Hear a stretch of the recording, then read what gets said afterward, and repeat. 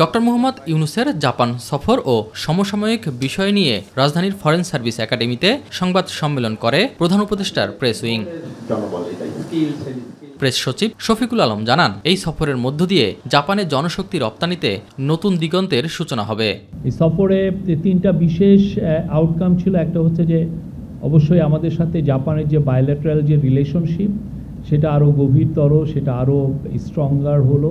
আমরা আশা করছি এই জাপান ট্যুরের পরে অনেক বড় বড় জাপানিজ ইনভেস্টর বাংলাদেশে আসবেন এবং তাদেরকে সর্বাত্মক সহযোগিতা করা হবে বাংলাদেশে ইনভেস্টমেন্ট করার জন্য।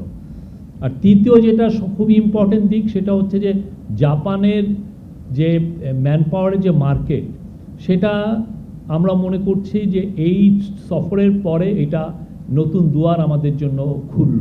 এ সময় উপপ্রেস সচিব আবুল কালাম আজাদ মজুমদার জানান, সোমবার থেকে জাতীয় ঐক্যমত্য কমিশন দ্বিতীয় দফায় রাজনৈতিক দলগুলোর সাথে সংলাপ শুরু করবে। আগামীকাল শুরু হবে দ্বিতীয় পর্যায়ের আলোচনা।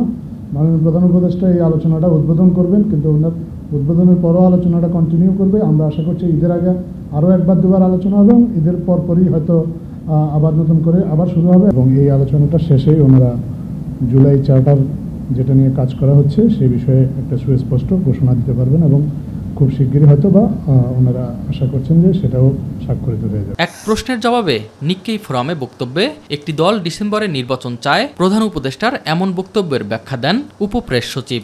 বড় দলগুলোর মধ্যে একটি দল নির্বাচন চাচ্ছে, এটা মিন করে। এস এম আরিফ, মাই টিভি, ঢাকা।